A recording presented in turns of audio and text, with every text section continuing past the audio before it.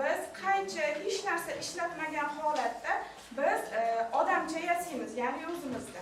Qo'qon shahrida zo'ravonlikka uchragan ayollarni reabilitatsiya qilish choralari ko'rilmoqda. Ushbu maqsadda Qo'qon shahar zo'ravonlikdan jabr ko'rgan ayollarni reabilitatsiya qilish namunali tumanlararo markazida o'tkazilgan seminarda tushkunlikka tushib qolgan ayollarni faol ijtimoiy hayotga qaytarish bo'yicha amaliy ko'nikmalar berildi.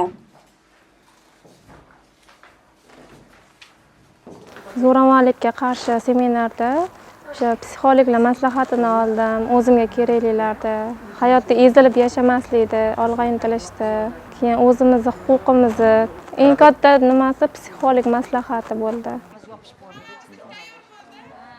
Interfaol uslubda o'tkazilgan seminarda psixologik ta'sirchan tarzda o'yin va assotsiatsiyalar yordamida ayollarni o'ziga bo'lgan ishonchini uyg'otish, hayotini rejalashtirish va muvaffaqiyatga erishish uslublari o'rgatildi. Этот семинар называется «Мечты и баланс жизни. Orzular va hayotdagi muvozanat». Почему мы так назвали? Потому что мы хотим работать именно с женщинами, которые получали Хмайо ордер, которые пережили насилие, которые все это пережили сами. Мы с ними теперь работаем, чтобы они мечтали, чтобы они работали над собой и на сегодняшний день стали активными гражданами нашего общества. Qo'qon shahar hokimi Ma'rufjon Usmonovning sa'y-harakatlari bilan qaytadan zamonaviy uslubda tashkil etilgan markazda ayollarni reabilitatsiya qilish bilan bir qatorda daromadli kasblarga o'qitish ishlari ham olib borilmoqda. Markazimizga bugungi kunga qadar 101 nafar xotin-qizlarimiz murojaat qilishdi.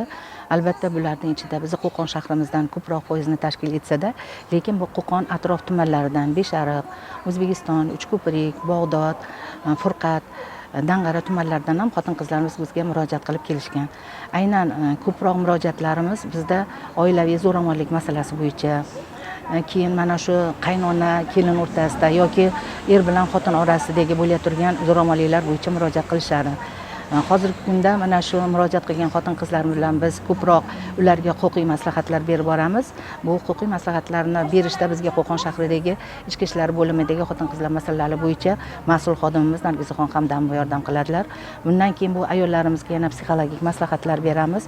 Psixologik maslahatlarimizni mana viloyatimizdan psixologimiz borlar, Mahliyoxon Ahmedova shu qizimizdan kelib, ma'lum bir belgilangan dastur asosida ularga psixologik maslahatlar berish. Bizning maqsadimiz asosan bizga kelgan murojaat qilgan xotin-qizlarimizni hayotda mana shu qiynalgan, og'ir turmush sharoitiga tushgan, yashagisi kelmay qolgan yo o'zini bir noxush holatlarga duchor qilishga tayyor turgan xotin-qizlarimiz mana shu muammolardan, mana shu vaziyatlardan chiqarib ketish. Qanaqa bizga qiyinchiliklar, qanaqa to'siqliklar keladi, u yopiq eshikning orqasida yana ko'p eshiklar bor degan maqsadda izlaning, oqtaring, toping degan maqsadda. Qo'qon shahrida mavjud xotin-qizlarni zo'rlik va zo'ravonlikdan himoya qilish maqsadida tashkil etilgan tumanlararo namunaviy reabilitatsiya markazi bilan hamkorlikda bugungi kungacha bo'lgan vaqt oralig'ida biz 27 nafar xotin-qizlarga himoya orderi bergan bo'lsak, aynan shu markazda yotgan ayollarimizdan 3 nafariga himoya orderi berganmiz.